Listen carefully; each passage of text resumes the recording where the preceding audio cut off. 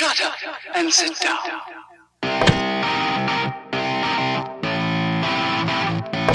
Dope. Thank you guys for tuning in to Wild Style Podcast. We are back.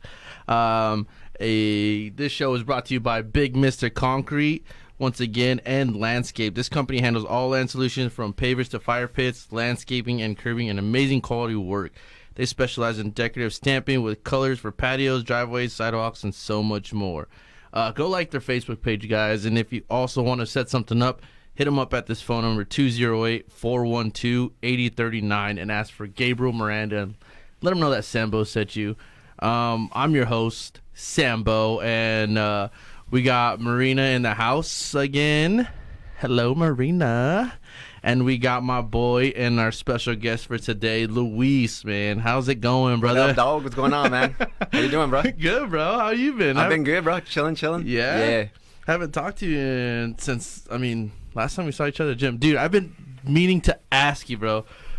So, where did we meet? Was it that one time downtown? Homie. It was, bro. Was it? Hey, I was going to ask you. That was going to be my first question to you, dog, if you remember how we met. Do you remember how we met, dog? It was that guy that was getting bullied holding up the Christian sign, remember? Yeah. And I was like, I said something, and you guys backed me up. Who was with you? Was it Carlos? No, it was me, my homie, Cub, Jose. My homie, Jose. Jose. And then the homie, Ralph. Yeah. Oh, okay. Yeah. So what we were doing, we were walking around with Jimmy John's cups full of, I think beer or liquor or something. And we were just mobbing around, bro. Yeah. And then that guy was getting into it. It was like some big bodybuilder type dude, too. Yeah. And then he had like two other little shitheads that were with them. Right. And I had said something, and you guys turned around and saw me, and then you guys like backed me up. Yeah. I'm like, "What's up, guys?" I introduced myself, and then I saw each other at the gym after that. Yeah. It's been years, right, bro? It's been for a while. That's downtown days, so that's 5, maybe 6 years ago for me. Yeah. Right, something like that. Yeah. And I think we just kept seeing each other at the gym, and we would just say what's up. Yeah. The first time I saw you, I was like, "Dude, what's up, bro? You remember me?" Like, We like shake hands and everything. Yeah. That's how we met. I remember I told you I was like, dude, I don't know. I don't remember if Luis was a guy that was downtown or I just met him at the gym. Yeah, no mustache back then, so I look a little different. But you didn't? I didn't have a mustache back then. No, I grew it out, probably like 3 years ago. I want to say, but back then, I was all dang, man. Baby I've been growing mine out for like 28 years now. Bro, I wish I could do the whole beard thing, homie, but it ain't happening, dog. There's just patches everywhere. And so, like, bro, I had like a mustache in 6th grade, so I knew I could just do that, you know? I was like, I'm just going to grab that and run with it, so. Dude, I wish I could grow a mustache, dude. I can't grow anything. Like, this is a full beard right here. It's almost there. Whatever. It's been 28 years, man. Hey, how old are you, bro? I'm 28. Oh, you're 28, okay. Yeah, so I turned 29 this year. Okay. Yeah, Marina's, how old are you, Marina? 22. Oh, yeah, 22. 22, okay. She a little baby.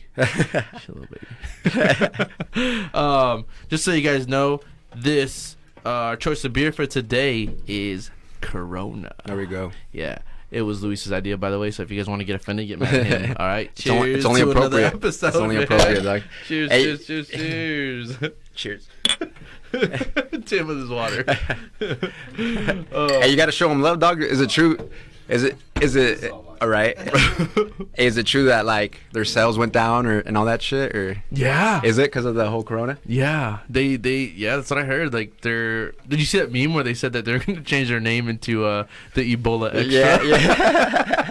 Yeah, I thought that's pretty funny, dog. Like people really thought that shit had like somehow was, had to do with each other and shit. Well, I didn't really know much about it because I kept seeing these memes at first, and I was like, dude, what the fuck?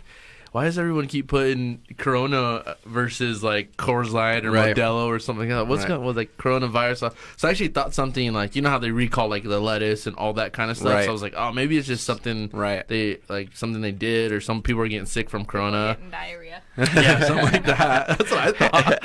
And so then I finally like someone told me like, oh, I had the coronavirus. I was like, oh, you drink Corona? Like, was it bad or something? Like, what happened? They started laughing. I'm like, what? Like, I'm being for real. Like, what is it? Right. Like, oh, no, it's a virus going around. Like, it's a huge sickness that happened in China, blah, blah, blah. And, excuse me, sorry. And so, careful, there's a dry cough right there. Not careful, homie. It's true. But, yeah, dude, that's what I thought it was. Yeah. So ever since that, I saw that. I've been showing them love, dog. Got to support, I usually do Modelo or Coors. I'll do some Coors, but dude, I love Coors Light, bro. Coors Light is my choice of beer, man.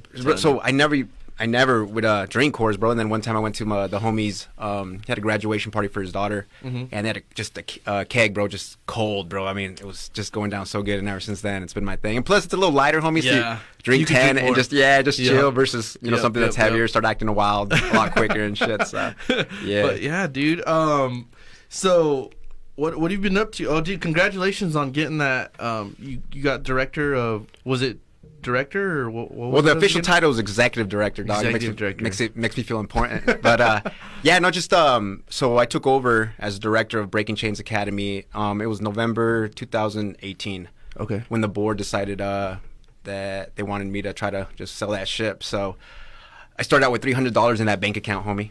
Kid you not. And I was just asking, like, I was just doubting myself, like, can I do this shit or what? Like, what? Yeah. And then I'm like, fuck it, let's go. So what we do is we work with at-risk youth. We try to give them tools, alternatives to kind of help deter them from criminal/gang activities. We offer education services, work skills training, and we do mentoring through recreational activities. And so what we do is try to empower the youth, give them the tools that they need, and just help them successfully transition into adulthood, basically. And our target population is that at-risk youth, those kids that are prone to or showing those gang tendencies, or just troubled youth, man, in general, coming from low-income homes, low-income families, single-parent homes. And so I actually went through the program myself. I got involved when I was, I believe, 15. My brother dragged me in there, and I participated in their work skills program. And it's a really good program, and I went through it myself. It honestly changed my life. I do. If it wasn't for that program, I do think I could probably be in prison right now. Dead, that cliche you always hear, but it's fucking true, man, straight up. And so it was either me step up and try to sell that fucking boat, or me to just let it go and say, it's $300 in the bank account, homie. I'm like, but I was like, you know what, I gotta do whatever I can to try to keep those doors open. Yes, and if I fail, then fuck it. At least I did everything. Yeah, at least you but tried. Nah, bro, like I just jumped in it, man, with 2 feet, and I just fucking ran with it, bro. And I just had like an awesome board and just people supporting me, showing me love, and I don't know, man, but we had $300 in that bank account. Before you know it, we have enough funds to operate, all our services. And so man, it's been about a year and a half now. So. Dang, that's pretty cool, man. Yeah, I saw that you were doing some stuff like that. Before I met you, or I guess just getting to know you. Right. I didn't know, anything about you. Obviously, we met freaking saving some guy with a sign. Hey, homie, were you by yourself that day? Yeah. You were, huh? Yeah. Just mobbing around or what? Yeah. Well, I was going to meet friends. Oh, okay. But I'm such a lone wolf, bro. I could hang out by myself and be totally happy. Hey, bro, you're ready to take flight though, dog. Yeah. Well, I mean, dude, I hate bullies, bro. Right. Like, I hate that. It's ridiculous. Like, let people have their own beliefs. Let them do whatever they want to. Right. Like, there's no reason for you to be like, oh, hey, let me start throwing shit at you. Right. Because you're sitting there holding up a thing that says repent or whatever. Right. That's none of your business. Right. Like, just go about your business. You're out there having a good time. You don't need to be starting trouble. And so it just pissed me off. Like, and the funny thing is, bro, that I was actually, I think before that I was arguing with that dude. But then, like, the other dude was, like, trying to lay hands on him, and that's when I was like, oh, no, that's when you ran up. Yeah. And but the funny thing is, like, I was, like, debating with that fool out there. So but, I mean, when somebody's trying to throw hands, to some dude that's just chilling with a sign, like, that's fuck stupid. that bully shit. Yeah, I don't like that at all, and I don't agree with it. I never have. And then I remember, so I think we added each other on Facebook, and I saw that you were, like, fighting and shit, and I was like, hey, that's my boy right there. Even though I only met you once. Now I know why you were trying to fight. Right? I'm like, oh, my boy would have pieced him up, dog. Shit. Back in my old days, it's been 4 years. Are you still training and fighting and everything? Or? No, man. I'm done with it. Okay. I'm doing this now and Hell just lifting. I think it's the most I weighed, huh, Marina? Yeah. Like, Marina, when she first found out that when we were first dating, she found out that I fought and stuff like that. She's like, what do you fight at? I'm like, 145. She's like, no. Ill. Well, what are you up to right now? I'm 182. Oh, okay. Yeah. Okay. Yeah, dude, I love it. I love being this big, man. Like, it's nice to not be able to freaking, like, have to worry about weight cut and, I can just eat whatever I want. And she sometimes, like, wants me to diet. Like, not, like, wants, like, forces me, but it's more of, like, healthy. Yeah. Or he could eat burgers and chicken nuggets every day. Same here. Same fucking here. Yeah. Chips, dog. Chips is my thing. Dude, Yeah, okay, I'm bad with chips. Once I start, I can stop. Hey, no joke, bro. Pizza and chips. Like, Dude, that's my pizza, thing. bro. Yeah. I love pizza. I love pizza so much. Me and my girl and my little family will do, like, me and my girl are, like, during the week, we're pretty clean on our diets. It's funny because, like, during this whole Corona shit, I was, like, dreading going to the supermarket. Yeah, bro. So I'm like, everything's gonna be gone, but I showed up and like everything that we eat was still there, like lettuce and kale and like the organic, like grass fed like, shit. Now I gotta do right. it. I thought I was just gonna fucking stock up with some chips, dog. Nah, hell nah. So, but no, it was good, homie. Like the only thing I didn't find was eggs. But yeah, that's Fred the only thing. Meyer Fred Meyer's. got some today. Oh, really? Yeah, she got some. Yeah, and like all the milk was gone, but like we Yes, I was pissed. we drink almond milk, so it's all fucking stacked up. Oh, dude, yeah. That's what she likes. That's what I'm like, almond milk. Give me that 2% shit. right. Nah. Yeah, man. So like, I remember. So when I was trying to get big too at the gym. And bro, I would just like eat like crazy and just go in there and just lift heavy. And I was getting up. Got up to like 190. What was it? Like 192. And I was trying to get like to 2 bills, like just be stacked. Yeah. But what happened, dog, is we had a football game with the kids at my work, right? And they were just fucking running circles around me, bro. And I was just like just sweating. I was just drenched, bro. Just couldn't keep up. And I was like, all right, I might be big and like strong, but I'm not healthy, you know? And so that's when I started doing a lot of cardio. Okay. Yeah, and then my buddy, so I was actually training to do that Roby Creek run that they canceled or postponed because of this whole shit. Yeah, so my homie got me into running, and so we had like a little running crew, and we go running every Saturday. Bro, and something about running, homie, like just fucking take off. I don't know, bro. Just put some music and just take off.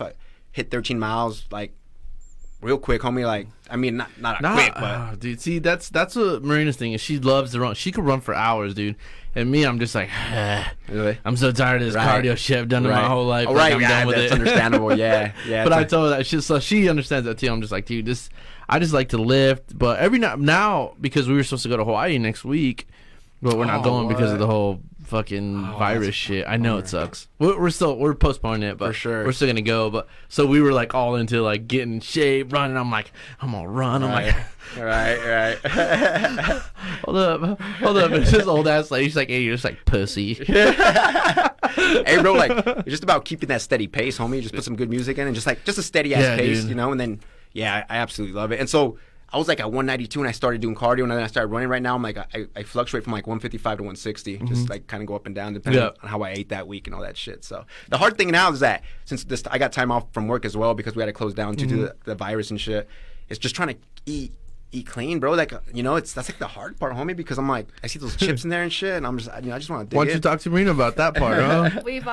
We didn't like stock up crazy. We just bought normal groceries. But like, I get bored, and I'm like, oh, am I hungry or am I just bored? I've eaten like all my snacks. Yeah, no, I'm the same way. I'm like, I'm not even hungry. I'm just fucking bored, man. I'm just chilling. But I've been keeping up with those home workouts, dog. I got like dumbbells and shit, and some resistant bands, and really? Yeah. Just I mean, I've been avoiding the gym. I just, you know, I don't know. I just kind of. I'm so hard on that, dude. Really? Yeah. I love the gym, but then I'd quit, then I'd start. But like now that I'm back into it and I finally got my groove thing, because dude, remember when I used to go in there and do all those crazy ass ab workouts and shit? Like now I'm back into it and I'm feeling it. I'm like, oh, dude. Hey, it's true because he commented one time. Remember you hit me up?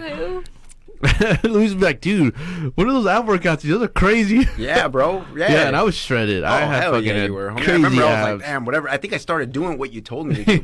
Yeah. Dude, those are workouts from like my coaches and stuff like that okay. that I would just take into the gym and just implement them. But now, dude, fuck, you get older and shit, and it's just like, oh my sure, God, it's so much harder. Hey, dog, like shit's be clicking and like popping, and you know, and I'm like, here we go. I know, dude. I'm like, fuck, man, this shit's crazy, dude. Yeah, and I'm like, how long am I gonna be able to run? Because like, kid you not, bro, I stand up and both my knees just start popping, just making noise, and I'm like, yeah, fuck, here we go, dog. Damn, dude. Yeah. So, you had a nickname. It was Weasel. Yes, sir. Where'd that come from? So I grew up with two homies, Dreamer and Slick, right? And so their dad, I was a little guy, dog. I was tiny, I was scrawny, short. Yeah.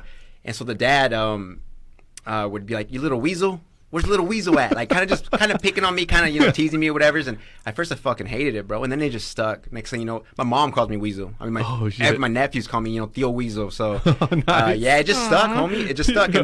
And I just like, so that was like, everybody just knew me as Weasel. And then when I took over as director, I'm like, all right, I guess I got to be professional now. And like, change my fucking Facebook. Well, I saw you changed it, and I was like, shit, I didn't even know his real name. Isn't that weird? Hey, bro, I got people asking me, like, is that your real name? And I'm like, yeah, it's my real name. I'm like, for real? That's your real name? Yeah. You know Garrett, right? Garrett Grazine? You remember Garrett?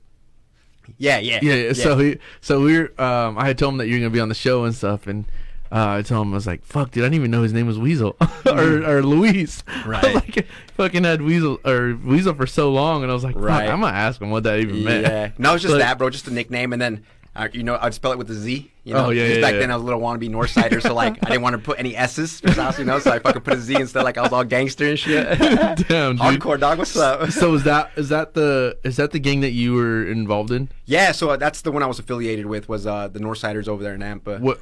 When did you start doing that? So check it out, homie. You know where Grangeville is at in Idaho? Grangeville, Yes. Idaho. Yep. So I was born in Grangeville, Idaho, bro. Okay. So my parents, they lived in Wyperd. Wyperd is a small ass town, no hospital back then. Yeah. And so they went to Grangeville when I was born in Grangeville. We moved to Canyon County when I was about 7 years old. And bro, and I kid you not, the earliest memories, homie, was just gang shit, bro. Just gang shit. Like we were like a little neighborhood crew of just little knuckleheads running Yeah. around, and we said we were a gang. We say we were Southside, and we wore white rags and like spray paint. We didn't know what we were doing, Yeah, but yeah. I mean, so that's like the mentality I had ever since that age. And so just from then on, bro, just kind of I look around me, bro, and I kid you not, dog. If you were Mexican or Mexican American, you were what gang are you in? You know, the question wasn't are you in a gang? It's which one? You know, Yeah. straight up. And so yeah, man, it's just kind of all I knew just through elementary, middle school, high school, and just kind of got stuck in those in that mentality. So And that's crazy because even a lot of times people don't really think that, dude. Idaho is just this cowboy country ass Right. state, but I mean even in Marsing, that's where I went to high school. Like we had a couple dudes Right. that were Right. in gangs that would claim themselves and stuff like that. And Right. they were assholes. right. Well, the You funny know? thing is, like, till this day, people who live here like deny it. You know, and it's like, Mhm. what world do you live? It must be nice, dog, because I see it every fucking day. That's the reason I have a job. You know, these kids I Yeah. work with. I mean, their parents are in prison for gang shit. Their cousins.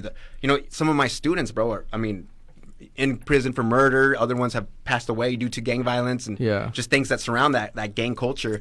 And so, I like when somebody posts something, or a KTVB or a news thing posts something on like Yeah. social media about might be gang related or something, and you see all these people like posting like gangs in Idaho. Yeah, right. They don't know about gangs. I'm like, dude, the motherfuckers are dying, bro. We're going to Yeah. prison. Like, this is some real. I mean, Yeah, it yeah. might not be as big and as bad as other places, of course, but I mean, it shit's for real, dog. Like, bullets fly around here. Like, Oh straight yeah, up, yeah. You know. And sometimes they hide it, dude. Because even where I work, we get cars that you don't hear about on the news or hear about a shooting going on, but we get the cars. Right. They don't always get to cover everything, but Right.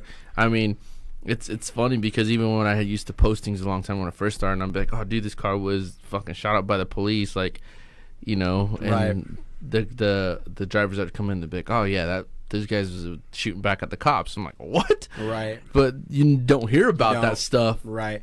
all the time, and you know, so Right. it's like, dude, you just see what you want to see that's on the media, but you don't Exactly. see what's behind the scenes. There are Right. other things that they don't get to cover. Right. So it's kind of crazy, you know. Yeah, no, for sure, man. And like doing the kind of work I do, I mean, I hear it from the kids first. You know, like, hey, this shit popped off. I'm like, check the news. Nah, it didn't. 2 hours later, boom, it's on the news. So, and some shit never gets to the news, you know. And I'm like, oh, whatever. I'll ask around. Like, hey, some shit pop off. Yeah, it popped off. I'm like, oh fuck. So you're right, bros. Like a lot of it doesn't make the news, you know. No. But I mean, it's out there for sure. Again, if it wasn't out there, then I wouldn't be doing what I'm doing. Yeah, You know? exactly. And so, yeah, man, Exactly. it's definitely died down, bro. Like it's not how it used to be. Yeah. But it's still there. And the crazy thing is, I just keep seeing those same last names, bro.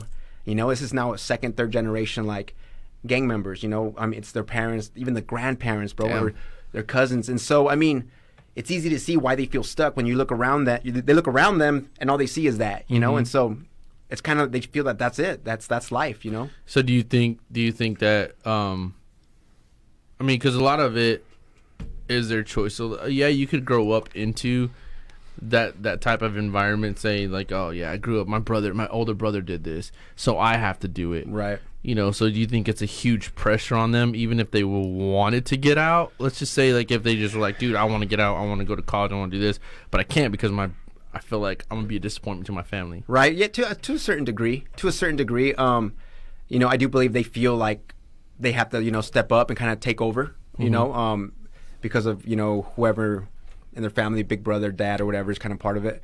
But again, sometimes I just think that doesn't even pass. That they don't even know they really have a choice, bro. Just because, again, it's their normal. It's their normal. And so what I do at my work is be like, nah, homie, that ain't your normal, bro. Like, that's not normal. That gang shit ain't normal, homie. Like, those adverse experiences and environments that you're growing up in and experiencing every day, that's not normal. Check it out. This is normal. And that's when our recreation activities come into play. I like to take them out. And, bro, we have kids who are 13 through 18 from Nampa who have never left Canyon County, homie. Straight up. Like, I remember we took a group of kids to the Village in Meridian. It was like fucking Disneyland, bro. Like, the looks on their faces, priceless. Really? Yeah, kid you not. Damn. You know, and like we're like, That's all right, crazy. what do you guys want to go eat? And they're like, everything here's way too fancy. Like, we don't feel comfortable like going. It's for rich people, things like that. I'm like, see, and that's the kind of thinking we have to break. Like, nah, nah, bro. You know, like this could be you. You know, this could be your norm. Is you doing this? Jeez. Yeah, that's crazy because it really, I mean,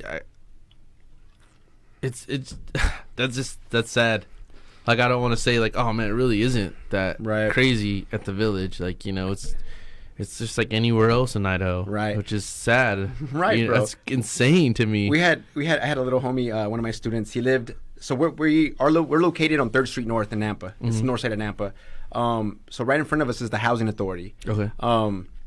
So it's low income housing, and so the little homie lives in the housing authorities, which is off 3rd Street North. The overpass is right there. You go over that overpass, you're in downtown Nampa, right? Mm-hmm. And so one day I went to go run some errands. I'm like, hey, dude, I always take somebody with me, you know? And I took him, and I went to Wells Fargo in downtown Nampa or something, just running some errands. And the little homie's just looking around like, damn, it's nice out here. I'm like, how many times do you come down here? He's like, I've never been down here. This fool lives on the north side of Nampa, bro, and he's never been to downtown Nampa. Mm-hmm. Yeah, and so I was like, have you ever been to downtown Boise? He's like, nah. I was like, jump in the car, dude, let's go get lunch. So I took him over there, right? And I tell this story a lot because it's one of my favorites, man. But I was like, all right, well, I'm going to take the homeboy up to like the top level of the parking garage just so we can get like a view of Boise, the buildings and shit, you know? And so we go up there and you know, we park and he jumps out and he's like, take a picture of me, dude, take a picture of me or whatever. So I'm taking pictures of him. And then he's like looking at the Capitol building. He's just staring at the Capitol building. I'm like just admiring his gaze, you know? I'm like, damn, like, and he's like, damn. The White House. And I was like, oh, fuck, dog. It was like the sweetest, most innocent. He's an 18-year-old kid, you know, but like, you just see that innocence just come out from the soul, you know what I'm saying, dog? Like, my heart, like, I was like, fuck. And I was like, nah, dude, that ain't the White House. But he's like, oh, it's the Capitol building, homie, you know? But, yeah, bro, it's just, I mean, you know? Just the things that they, like, it sucks at the things that they're not exposed to, man. Yeah. Like, the only things that they are exposed to is that gang life, and it's so sad. Right. I mean, you take them 20 minutes exactly up the freeway, and they don't even know that shit exists. Right. Well, yeah, I've got to ask, where's the freeway at? Like, they don't even know how to get to the freeway, you know? Fuck. So, yes, bro, that's why we do what we do, man. And I think, you know, yeah, we get a lot of referrals because we do that education, our education services, which is we get them prepared to take their GED tests, their HSCs. And so that's what the majority of referrals are. But I stress that recreation part because I feel like that's how we're going to show them. Oh yeah, you're getting a base of education is important for sure. Yeah. But it goes far beyond diplomas and degrees, bro. It's about exposing them to the bigger picture. You know, this picture's a lot bigger than just your little group of friends or just your neighborhood. Like there's a whole world out there, and I can relate to that because I felt like that too, man. I remember like when I got the girlfriend I have now, we'd go out to eat, and you know, I met her when I was 21, 22, and we'd go out to eat at downtown Boise to certain spots. I'd be like, bro, I'd be like all nervous, like sweating, like, should I even be here? People are staring at me, like, you know, and until like it became my norm. Like that's, you know, this is normal. This, you know, not me not wanting to go to those kind of places because you know, either I feel like I don't belong or I'm not rich enough to be there, or is there somebody going to be there that wants to fight me? You know what I'm saying? So, yeah, man. So it's some guys like, hey, can I take your plate? No, motherfucker. right. My plate, bitch. Yeah, dude. So, yeah, man. Yeah, bro. It's something else working with those kids, man. It's something that just warms my heart, you know, when they step into that building and I just see that, you know. And you're very well known around the area too, because when I fucking announced that you're gonna be on the show, dude, I got like messages, like even my cousin, dude, I know my cousin knew you, Ismael. You know Hosa? Oh yeah. So I didn't know my cousin knew you, and he wrote me, he's like, dude, that guy's such a good guy, like, bro. I'm like, dude, I didn't even know you knew him. I'm all right, dog. But I mean, it's just the things that you do for these kids and stuff, and you take the time. Like a lot of people won't take the time to go do that, you know, not even just to take a kid out to go fucking eat, you know, like that right there is so much to a person who doesn't have that, like who just doesn't get to go and do that shit. Right. You know, just like you took a kid to Boise and he was like, fuck, dude, Right. that's it's amazing. And it's crazy that they don't get out that much. Right. They're so stuck in that whole thing. And another reason is that, again, low income, single parent homes where they don't have the means or the funds to go do those kinds of fun things. I didn't. It wasn't until I started working and, hanging out with friends that I started kind of, my homie Jose, that fool would drag me everywhere. That was, when he met me, bro, when I was still kind of in the mix a little bit. Yeah. He came up to me at the gym. Actually, I met him at Crunch Fitness. Oh, really? Yeah, and I was everyone meets at bro, Crunch. hey, for real.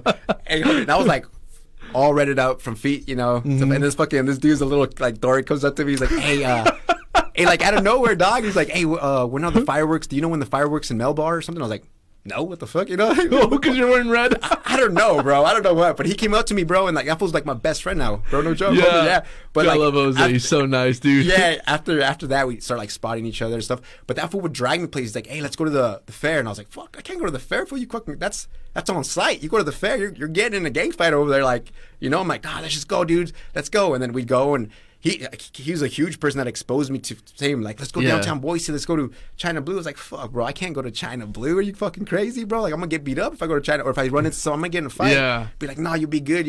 And slowly but surely, man, like having those types of friends, him and his wife, and then my little new friends. I started making a lot of new friends. Having them really kind of just like, nah, you're not gonna be a part of that no more. You're over here with us, and that really helped me out for sure. Damn, dude. Well, it's just like over there in Alaska, man. I mean, that's all they're all about. Just like a lot of those guys are druggies and stuff like that too. And that's what Marina grew up in, was just like that whole like area. I mean, just from what she told me and even what she grew up in, it was just like, holy shit. Yeah, the small towns get hit bad with drugs. There's nothing else to do other than do drugs and drink.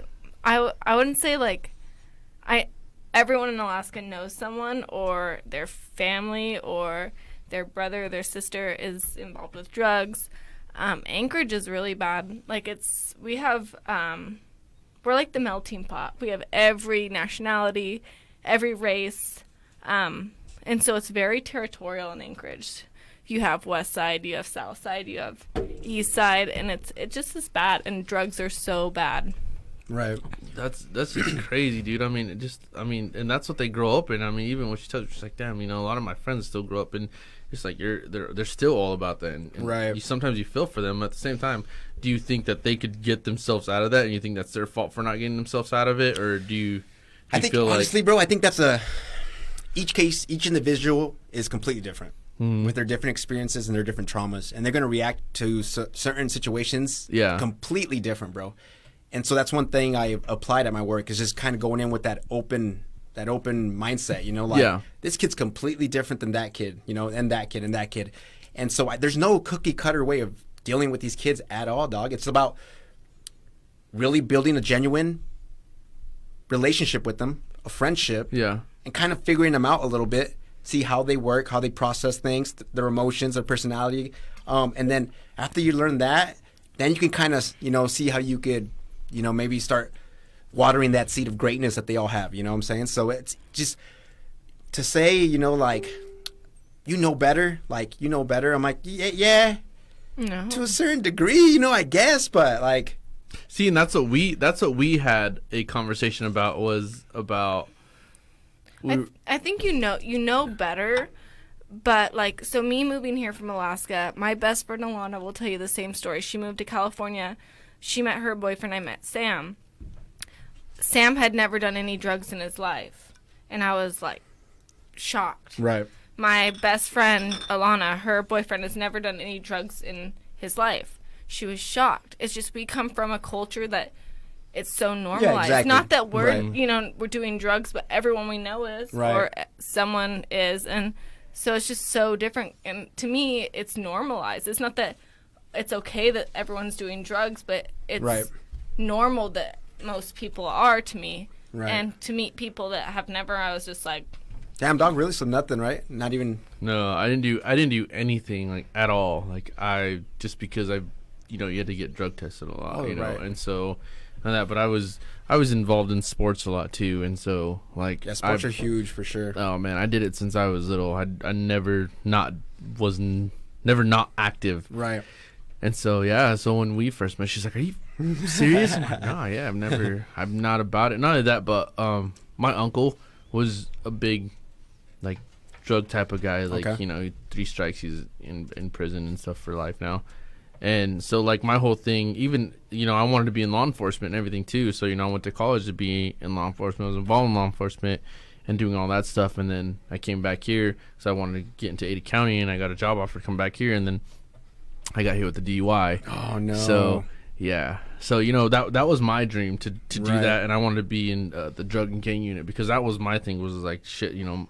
And the reason why was my uncle, you know, I Right. saw how he was. I saw, Right. but he wasn't a terrible person. He was a great person, you know. And you know, he was awesome. You know, he always picked on me and stuff like that. He called me Dumbo and stuff. But you know, but my whole thing was my mom loved him to death. Like, my mom would do anything for him, anything. But he just kept backtracking into that area, and you know, sooner or later Right. it caught up to him. Right. And so, you know, that was my whole thing that I wanted to be about. Right. And so, and that's what motivated to want to be involved in that law enforcement, to stop people to get to that point at the same time. And it wasn't so much of the whole like authority, like, oh my god, like, I'm authority, I love this, I can fucking tell anyone do Right, what the fuck. right. No, law enforcement, serve and protect. Like, I wanted to be a part of helping people. That was my thing, is I love to help people. Right. And so that's why I was like, and so then when it didn't happen, it bummed me out. But like, for sure, bro. So that's one of the reasons also is why I never did drugs, is because I seen the way how my uncle was at Right. times and stuff like that. Right. And so I was just like, dude, I never wanted to get involved. And not only that, but I was scared. I was scared that if I did too much or too little or too Right, much, right. or I took it the wrong way, I did it the wrong way, it would Right. kill me. So I was like afraid of dying. Right. But you know, it is what it is, and it's for some people and it's for not. But like, The crazy thing is, I don't know how often I hear this. You know, when I get a kid come in, like when I was in high school, bro, it was all right. We go partying, we're gonna go drink and smoke weed. That was it. These fucking high school kids are doing meth and opiates. You know, like yeah, fucking Tide Pods. yeah. Tide Yeah, Pods. that Well, too. before Tide Pods were a thing, where if motherfucker you were talking shit to your parents, they put soap in your mouth. Right. Now these assholes are trying to take it. They On want to purpose? get in trouble. Yeah, right, Hey right. mom, fuck you. Come here. Put a Tide Pod in your mouth, pendejo. yeah. Now they want the soap in their mouth, bro. Right. I know, strange times, dog. Strange fucking times, homie. But yeah, like what I was saying is that, like, I don't know how many times I hear it where a kid will tell me. So the majority of the kids I have now, bro, Yeah. don't live with their parents. They're either living with their grandparents, or the other majority is from the boys' home, like the foster care system. Okay. And so when I have conversations with them and I get to know them a little bit, I don't know how many times I've fucking heard that their mom or dad were the person who gave them meth for the first time when they were 12 or 13. That's crazy. Yeah, bro, their own parents. So this person that is supposed to fucking take care of you and love you, Protect you. is the one that got you hooked on that shit. You know what I'm saying? And so Wow. yeah, bro, like so. Meth is like weed for them now. Like now, the big thing is like that heroin, the pills, you know, those opiates is like the go to now. Yeah. and Because that's you fucking can't get crazy. pills anymore, so everyone turns to heroin. It's cheaper on the street. No one can pay $20 for Right. pills. And it's all fentanyl now. Yeah. Yeah. Now people are just ODing, Yeah, not knowing left what and they're right. getting. Right. Yeah. Bro, I fucking had kids getting those triple C's, bro, going to the Walgreens or the average, just stealing those and just fucking popping like 20 of them, bro. Or they were doing the air duster. They were doing the The keyboard. Yeah, fucking yeah, Clean, yeah, the canned air. cans. Yeah. I almost whipped 3 of their asses, bro. 3 of their I actually caught them they were like getting up and going to the bathroom like in groups, and so I fucking snuck over there real quick and they had it in their hand. I took them to the other side of the building. I shut the door. I'm like, hey, check it out, you little motherfuckers. Like, you know, like, hey, dog, like, I don't work for the school district or probation. Like, I'll beat your ass and still be employed tomorrow. I'm gonna be like, I'm my own boss, pretty much. You know, and Yeah. I was so pissed off, bro. And they're just chasing that high, no matter how they can get it. No matter how That they is can get crazy. it. Yeah. We were talking about this. Like, it's insane how much shit you can get fucking high off of now. And Yeah. it's the things that they're discovering every single fucking day. It's weird to Oh, me. you can abuse anything. Yeah. I mean, anything, whether it be sex, drugs, and sugar. I had somebody on my show, and they Just so you talked know, about, just so you guys know real quick, that's producer Tim. He doesn't Yeah. have his camera on yeah, here I right don't now. have my camera on. But I had somebody on my show who talked about they were huffing like rubber cement Okay. for years, dude. Like they would go through a jar of rubber cement like in a day or two, and they would just sit there and huff it and huff it and huff it until it was gone, dude. And they were telling me these stories about how they have lost years of their lives just sitting there huffing it, and they knew people at the store, and the people at the store knew that this kid was coming in to get like rubber cement and just huff it. And they were like, though. like rubber cement. Yeah, dude, that's like hardcore, bro. Sure. Dude, I remember Like- when fucking Sharpies were the Kids were huffing honestly, I don't know Sharpies. anyone who is huffing Sharpies. I've never Well, it known might have been a anybody who's Marsing thing. No, but like that's the thing is like Marcy you thing. watched all those videos growing up of like you're like people were really huffing hand sanitizer, and then we thought that Never was even crazy. heard about that. No, but stuff like that, and like you and your friends were like drinking and smoking weed, but the school was showing you all these crazy videos of like huffing and stuff. But Kids now dying it's like all the time. But now it's like kids are doing meth in high school. It's just hard to wrap my head around, I guess. Right. And it is like I remember when we had this girl come from I was telling Marina about this. We had this brother and a sister. They moved down to Marsing from, where was it?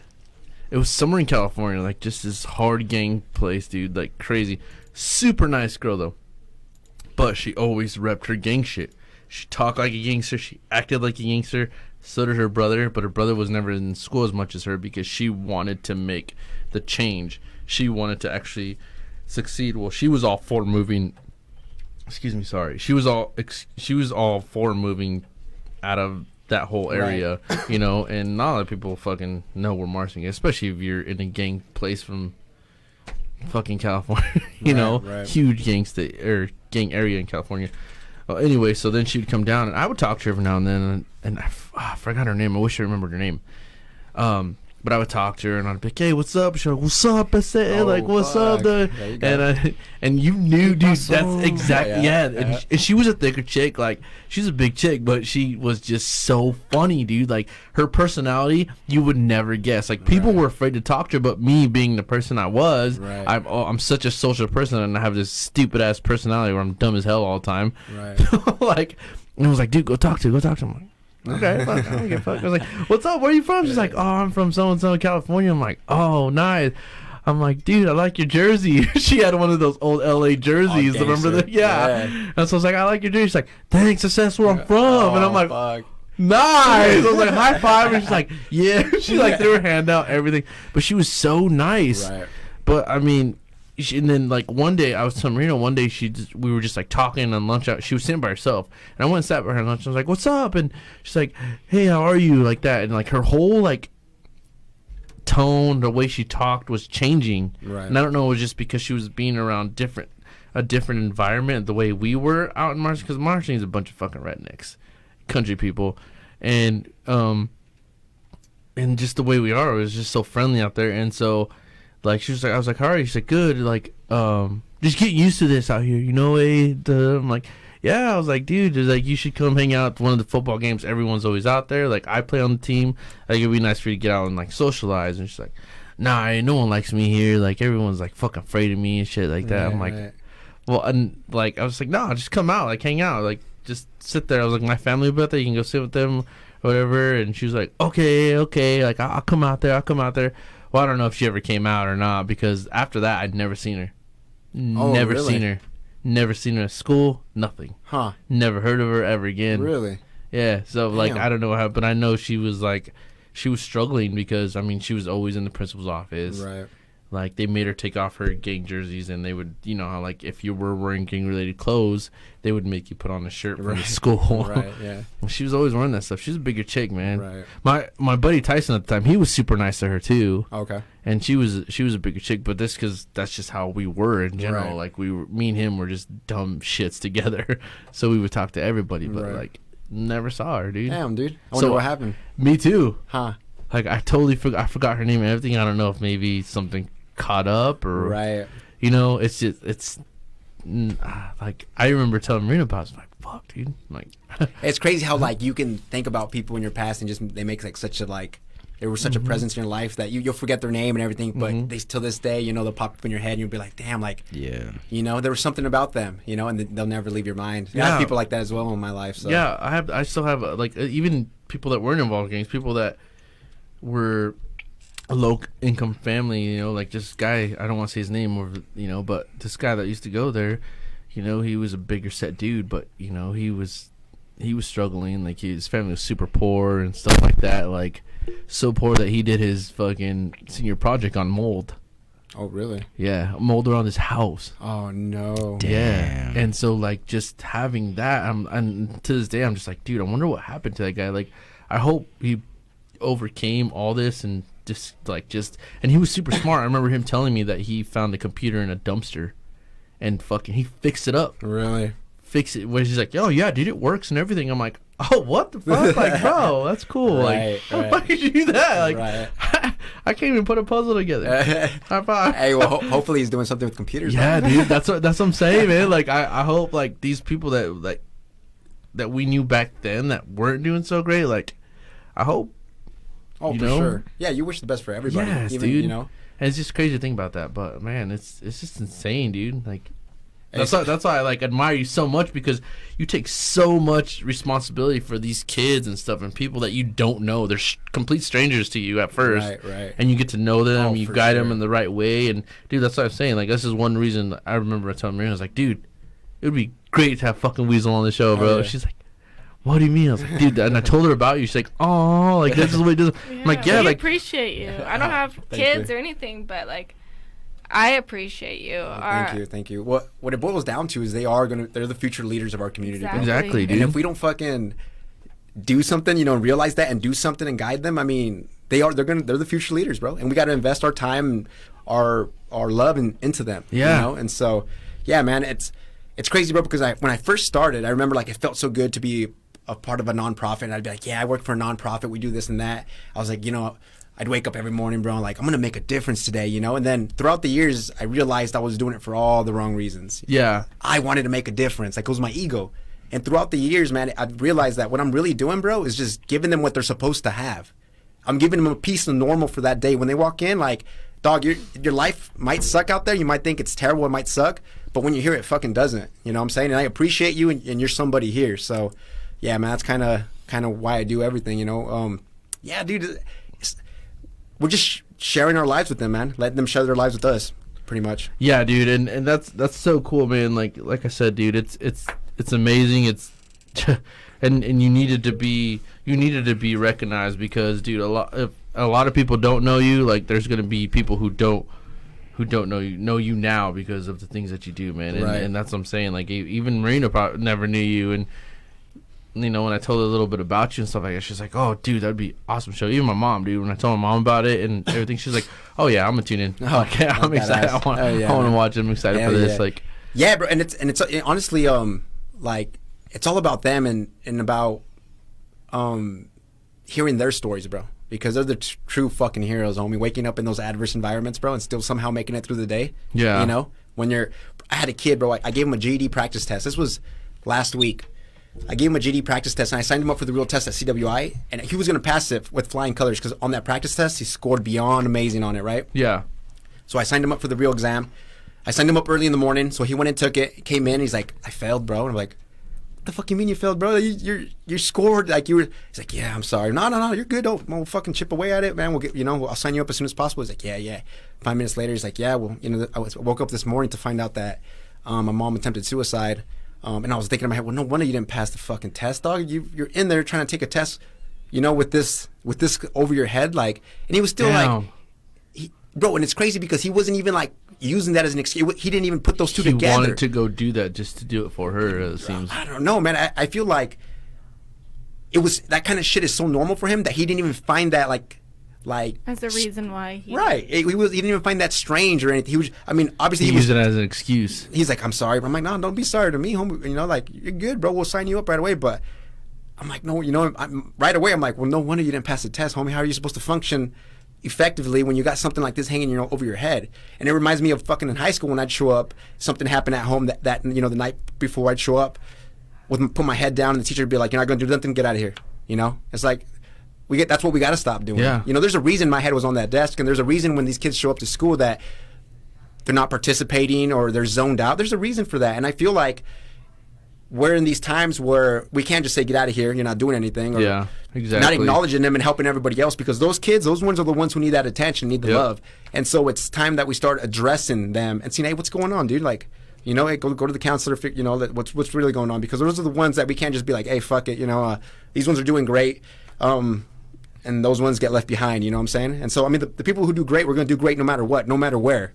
But it's these ones that we really got to pay attention to. Yeah, exactly, man. Because, dude, to be honest, at the same time, not to bring this like too crazy deep, but like at the same time, like a lot of those kids too are the ones who are shooting up people, who are shooting up schools, who are shooting up that, because they get ignored, right? Or people treat them like shit, and they're like, oh, well, fuck you, like why am I gonna be here, or why am I gonna treat you the same way? You know what? Right.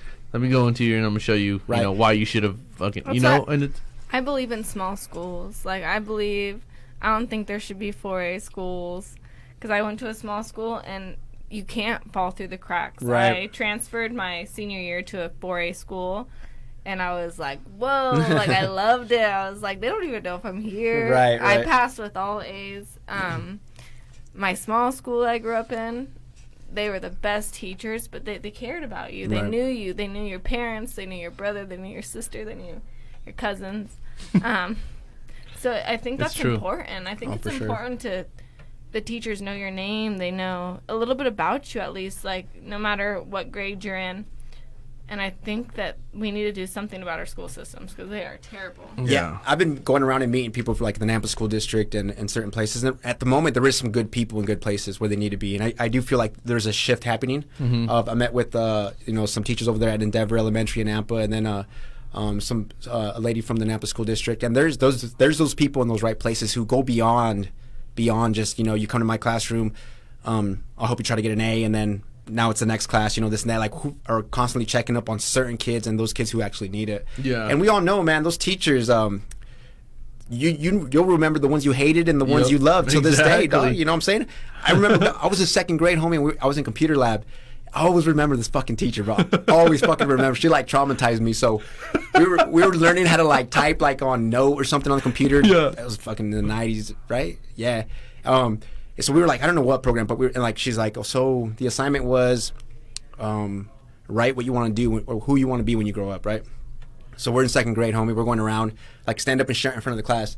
And so like the kid's like, I want to be a rock star or a fucking supermodel. You know, it's going around. It gets to me, I'm like, I want to play in the NBA like Shaquille O'Neal. You know? Right? And this fucking bitch goes, that's never going to happen. Yeah, what the fuck? Yeah. Fucking, and remember, come here, let me cross your ass off, bitch. I'm gonna break your ankles. hey, bro, like, I remember feeling so humiliated, you know what I'm saying? Like, yeah. I sat down and I remember like that sparked like my fear of public speaking, bro. Not feeling like I was intelligent enough. Damn. To this day, homie, I struggled with it. And I was like, from where? And like, it goes back to that. That's my first, like, one of my first memories of when I was like humiliated in front of a group of people. It made me feel so like, you know, dumb, bro, basically. Yeah. You know what I'm saying? And like not worth anything. Right? Like, what I had to say didn't mean shit, but they can be a rock star, supermodel, this and that, but I can't be what I wanted to be for whatever fucking reason. That is insane. Yeah. So well, maybe she just didn't want you to be Shaquille O'Neal because you can't shoot free throws. Or maybe she was thinking like height-wise. She's like, dog, you're Mexican, homie. That's that. Bro, you Muxy Bucks, bro. Right. Quit it. Yeah. You're gonna be pushing 5'3". That's it, dog. So, yeah. You're gonna be something basketball, but you're gonna be Mugsy Bugs something. For real. So that's funny, man. Yeah. That's not funny, but that's crazy, dude. Like, that's insane that there's teachers like this is shitheads, man. Yeah.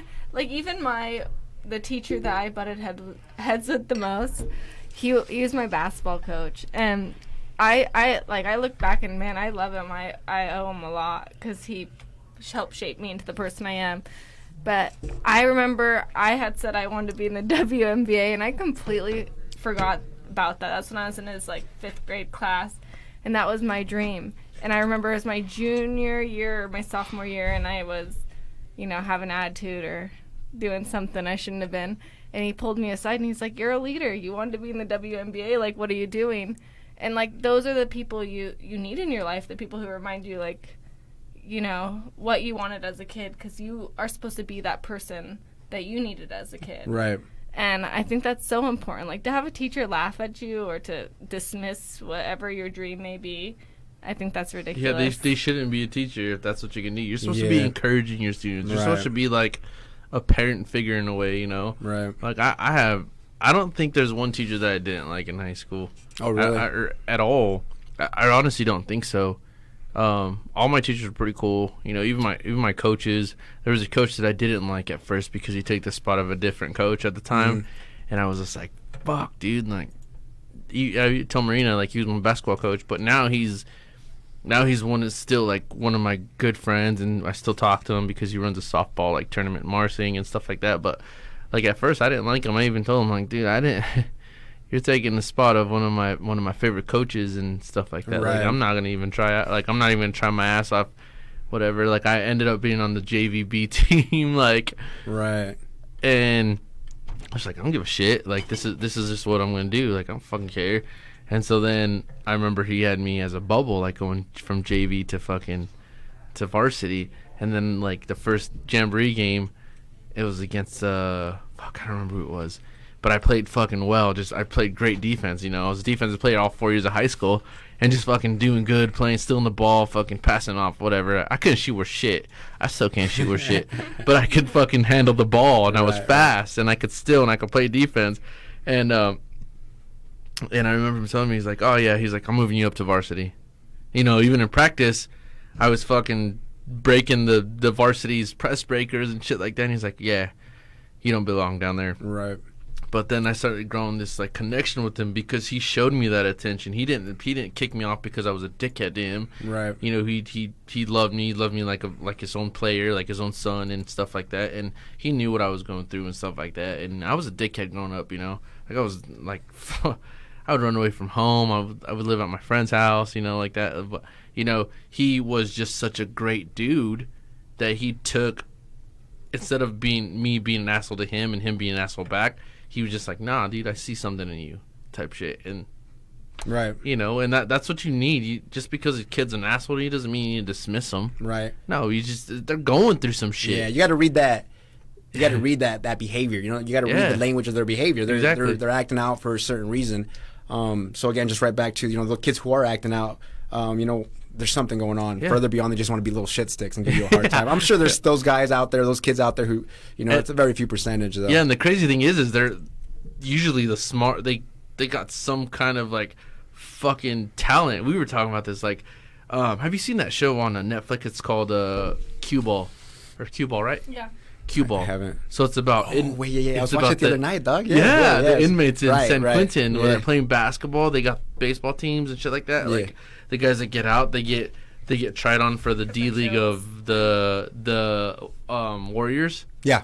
You know, and it's just, dude, that I teared up in that show because like it's a lot of that. It's insane. If you guys have not seen that show, Netflix Cue Ball, it's insane. It's even though they're inmates, I told Marina, even though they're inmates, man, they are still fucking people. Mm-hmm. Everybody makes mistakes. Everybody has their times in their life. I made my mistake. Right. Even after one DUI, I didn't fucking learn my lesson. I got another DUI. Like I still fucked up. But at the same time, did I stay down? No. I kept picking myself up. Right. And you know, and where I'm at now in life, it's insane because, you know, even with 2 DUIs, a lot of people, they're homeless or they just give up on everything because, you know, you can't get a lot of jobs still. Right. But like that show was just crazy, dude. Like the opportunities guys get just to go and outside and play basketball, and then if they get out in like 3 years, 4 years, they go and get to try out for like the fucking Warriors D League if they're good enough, you know. And I was just telling me, I'm like, damn, like there was a guy on there that was singing a song, playing the guitar. He was amazing, and he was just playing the background music for the set, and they just like showed a little like 5-second clip of him, but then they would play it later on in the fucking movie, you know. Right. And I was just like, holy shit! And I love like music. I'm a huge music guy, so like I was like, Marina, this guy sounds amazing. Like she's like, who is that? I was like, it's an inmate. This is a fucking inmate playing this shit. Like just hear it. Like this is about the basketball guy or whatever, but just listening to this guy. Right. Right. Like, just listen to him, and it would show another 5-second clip of him and another guy like rapping, singing, and I'm just like, wow. Right. Like, these guys, they made the wrong move. Right. Like, oh well, you know, these guys are just as much talented as anybody else. Sure. There's much talent. They have as much talent as someone who hasn't committed a crime. Right. You know, who's just sitting fucking gave up on life. You know, these guys couldn't come out and be like, I dude, don't let's even go. have talent. Like, you know, like, I'm like, You can chug damn. beer. You can play basketball.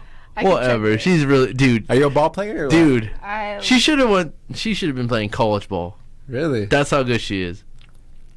Like, I'm not kidding. So a little backstory story. When we first started dating, we started going to the gym. I realized she liked the gym. And in Nampa, they have the basketball gym there. Right. And so I was like, hey, let's go play basketball. I was like, she's like, she would always talk about, oh, I fucking play basketball. Fucking Allen Iverson, Michael Jordan type shit. I never said that. Oh, I could see it in her eyes. That More she was like saying Westbrook. it. Whatever. So she'd be like, let's go play. I was like, okay, let's fucking play one-on-one. Like, I was like, fucking defense player of the year, motherfucker. You remember me? Remember me?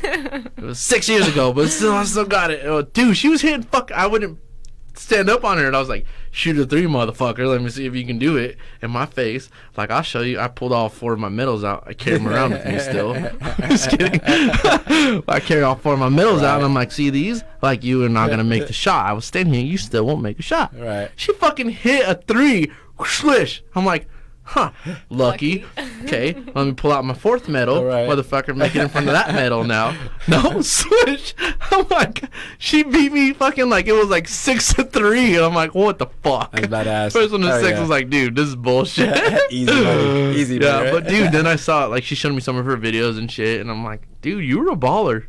Damn, like, Right. you know, she was a freshman playing with varsity players. And I'm like, damn, you were like pretty good. You know, but you can't judge someone. You know, can't Right. judge a book by its cover, man. Right. Because I would never have thought. Looking at her, would you think she was a baller? No, I wouldn't. Honestly, I mean, You think she's like a Victoria's Secret model? Shut up. Like, no, yeah, you're. I feel you on that. You can't judge a book by its cover because I mean, look at me, bro. When I show up to those like, you know, those meetings with like city council or like the mayor of Nampa and like with Yeah. all these other people, I walk into the room and I could just see everybody kind of peeking like, You look hard as fuck, who the fuck dog. is this fool? You know. And so I mean, when I walk into that room, there's a lot of assumptions that are being made about me that I have to prove wrong right off Yeah, the bat. yeah, you yeah. know.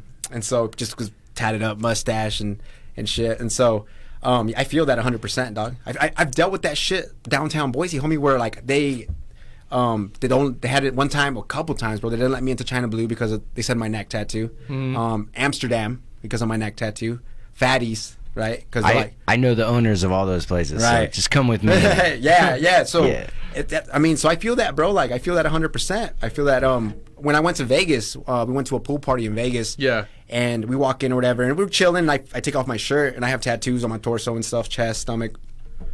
And I see one of the security guys like just looking at me, and I'm like just looking at him, you know, and like this fool's scoping me out. And I told my girl, I was like, "Hey, they're gonna kick me out." She's like, "Nah, they can't do that." I'm like, "They're gonna kick me out." She's like, "Why?" I'm like, "Because of my tattoos. Look at this guy." And then another guy walks up to him, another security, and I was like, "Fuck."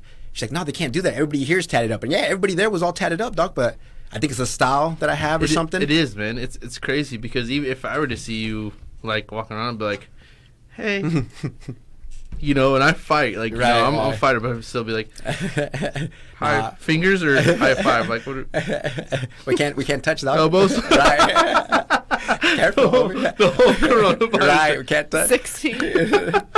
Hey, well, I still been doing my meetings and stuff, and like I show up, like I'm glad you guys are still shaking hands and shit, because I show up, I'm like, are you guys like shaking hands, or are you guys like, what are you guys doing? The majority of people aren't Chest touching. bump. Yeah, for real, huh? She was like, hold on, fucking pull out right out of a little like button case. Right, for real. Hey, Let me get that Purell real quick. Hey, I had a student steal one of my hand sanitizers. I was fucking pissed.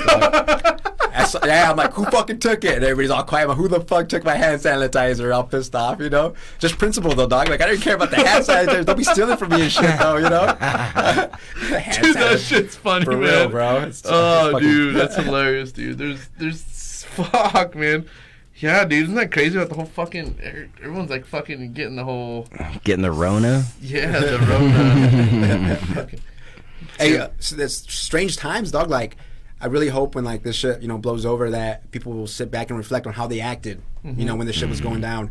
In a time where people you think people would come together, and some people are, some people are coming together and helping each other out. But in a time where I believe people need to be community, a lot of people aren't. Kind of, it's just at the end of the day, we're still those fucking survival of the fittest. Right, exactly. We're still those cavemen underneath that, that thin layer of decency that we portray and created. It's funny. So I hope people like take a step back and really, look at the way they reacted to the whole situation. I see people arguing on Facebook. It's serious. No, it's not. Blah blah blah. Going back. I'm like, regardless if it's serious or not, like, what the fuck you arguing about? Yeah. I mean. Work together. You're part of the problem, whether you say it's serious or not. Like, if you're gonna sit there and make a big deal out of it, on whatever your viewpoint is on that, like, you're part of the problem for sure. Well, one thing that I saw today was a meme, and it was of an elderly person who had their shopping cart, and there were bare shelves. And these are people. I worked at a retirement home for 7 years, and I managed a retirement home for like 7 years, and I have a very deep and sincere I guess like feelings for people who are in like those later stages in life, and I've seen them go from independent living to assisted living to hospice, right, to death. Right.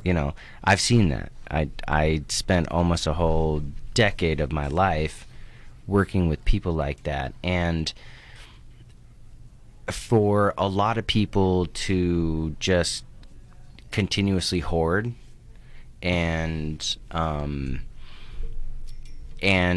take advantage of what it is that they have in front of them, instead of recognizing that there are other people who aren't able to go to 5 grocery stores. Right. Like somebody who's like 80 years old, they're not going to be able to go to like Fred Meyer, then to Albertsons, then to Walmart, then to Costco. They're not able to do that. And if they are able to do that, it's very difficult for them, and it's hard on them and their bodies, because they're moving around, right, and they're putting a lot of traffic, right, on their feet. Right. And these individuals are the ones who are at the most risk. Oh, for sure. Yeah. That's why they're doing that whole. Albertsons is only open they're letting the elderly come in at a certain time without right, other people, because right, did you just cough? I know. I'm trying to avoid the mic, homie. I already coughed. Don't even worry about that. No, but yeah, we're all safe. They're making that We're whole like section, risk, dude. So they can go in and grab whatever they need, right? And then But that's balance. my thing is, like, we fear what we don't know. I understand that. I understand there's a population that thinks this is like Armageddon, like, right, and it's not the end of the world. No. It's really But like, even if worst case scenario, if everything was hitting the fan, like, I went to get tomato paste. We make stuffed bell peppers, and I use tomato paste with the meat. And I'm like, there's no dang tomato paste. And the guy was like, yeah, anything canned. I was at the Fred Meyer, and anything canned is gone. I'm like, but the peanut butter. No pasta sauce, nothing. No. And I totally understand perishables, but like, and non-perishables. But it's like, okay, if this was the end of the world, I'd be buying peanut butter, like, stuff that I could get a lot of calories out of in, 1 tablespoon. And it's all stocked. Right. Like, Right. These people are not making pots Deli and pots meats, of like spaghetti. stuff you can freeze. Yeah. Oh, so stuff you can freeze. fry toilet paper though. Like, you put like batter on it, you can put it in the Tofu. fucking fryer. right. Vegan Fucking diet. dumbasses. Like, I think it's so stupid. The first thing they go is for toilet paper. A shit ton Well, of toilet if you paper. think about It's like it, they're though, trying to build a fucking fort. It wasn't that people are just so dumb that they just are like, I'm going to buy so much toilet paper. It's a domino effect. If one person overreacts about something, you'll see all these people. So, like, one person probably bought a bunch of toilet paper, and so did this person, and they're like, oh, Right. shoot. Yeah. If they're buying all the toilet paper, there's not going to be enough toilet paper for me. And then so you tell your buddy, hey, there's not going to be enough toilet paper for you. So that's But go to the vitamin aisle. But that's and the vitamin That's aisle what I is told fully Sam. That's what stocked. Marina said. Really? Is the whole yeah, the 100%, vitamins, yeah. dude. And that's what buy you one want. get one free. Like everywhere I go, is buy one get one free. They're actually and you're- starting to get. And that's what people you are want, catching yeah. on. Yeah, and that's what you want is a whole. They want their immune system. You want your immune system to be fucking strong, not Right. your asshole to be clean. I can shit and shower, dude. That's what I was. I can just take a shit gonna and I say. can jump in the shower. I can They're poop right in next the to each shower, other. bro. They're Yeah. right next to each other. So if I run out of toilet paper, Right. whatever. Right. But yeah, and then now there's all this martial law conspiracy theory stuff going down, which is understandable. Like I get it if they have to like lock shit down, but at the end of the day, I'm somebody who has taken advantage of my freedom, and I purchased guns. I purchased ammo. I have like 1,000 rounds of ammo. I'm somebody who is prepared for not an apocalypse per se, but Looters? I'm somebody who's prepared to like defend my property. But Right. let's be real. This is America. Nobody's gonna go around, especially my neighbors. Nobody's gonna come around and try to steal my toilet paper. Nobody's gonna try to steal I got my the shit. two biggest guns in the whole fucking states, bro. Yeah, right. Damn. Damn. But I would be careful when you say this is America, because I don't know. There's people Dude, to get, stealing all the time or breaking into Yeah. houses all the time. Maybe not. Like Idaho is like low crime, Yeah. but in Alaska we have like the most homicides per capita. I'm pretty sure. Like we're right up there with deadliest city next to Chicago. yeah, Alaska State Troopers. I love that show. No, not Alaska State. Hide your kids. The Hide your wife. The Anchorage is crazy. Anchorage is deadly, man. Yeah, No that's doubt. what she was saying. Is Get like, your guns. It's Be true in though, America. because Anchorage is like one of the fucking biggest crime states in America. Like it's insane. That's fucking scary. Alaska's Anchorage. Anchorage, Alaska. Yeah, Yeah. that was it. Was on some kind. What was the thing that we were watching? It was like some cop show or whatever. I don't That know. Anchorage was like one of the Really? biggest like crime like states. It's just so territorial. Right. It's so territorial, and then all the drugs and the Mhm. turnover on money on drugs there is ridiculous. Right. Well, and then you have Insane. your suicide, and you've got so much stuff. Your up seasonal in Alaska. depression. Your seasonal depression, which, like Alaska in general, it peaks on many levels when it comes to a lot of different metrics. Yeah. When it comes to suicide, drugs, And murder. our low income versus, Mm-hmm. like, you can make some good money in Alaska, but You can the also low be income- very poor. yeah. Yeah.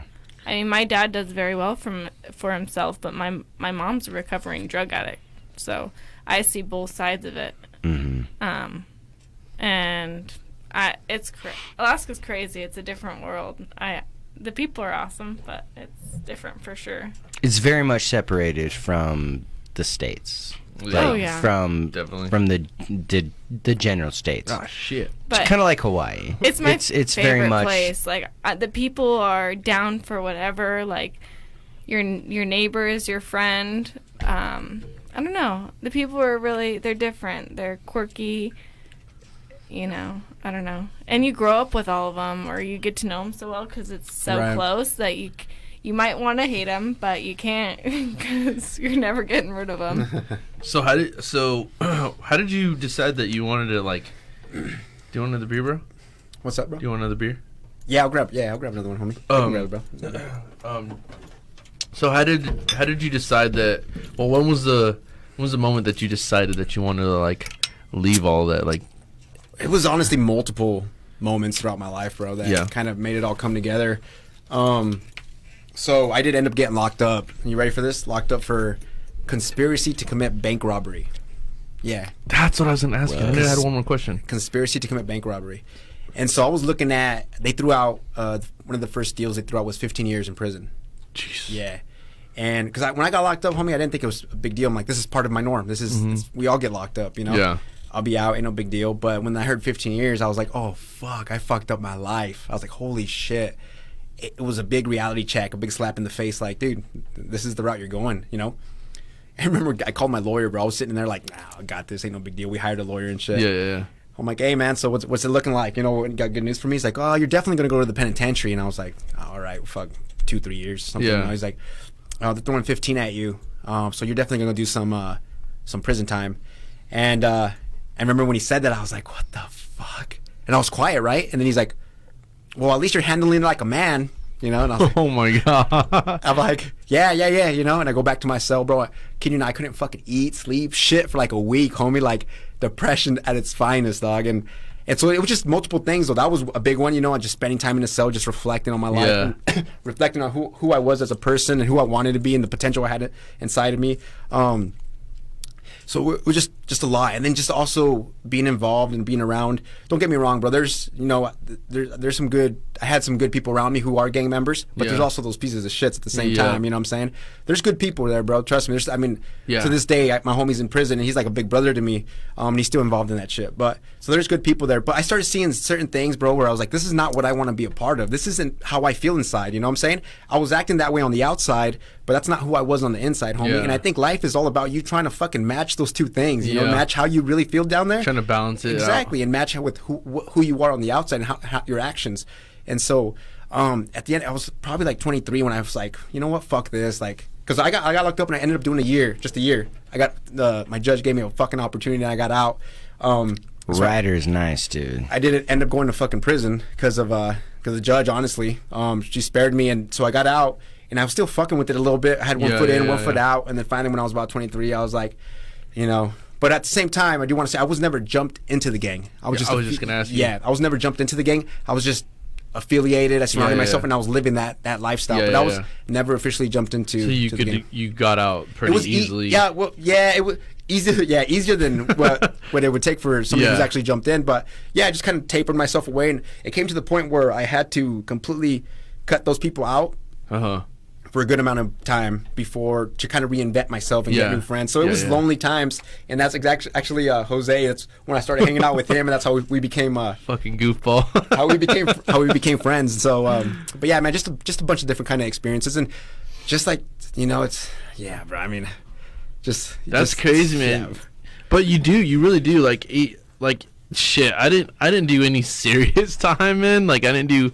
Fucking, there's limes there, dude. There's like, I didn't do any crazy time, but fucking, I was in there maybe for a total of 5 days, which, I mean, you're not in general pop, but like, and they were mixed up. So the most time I did at a time was 2.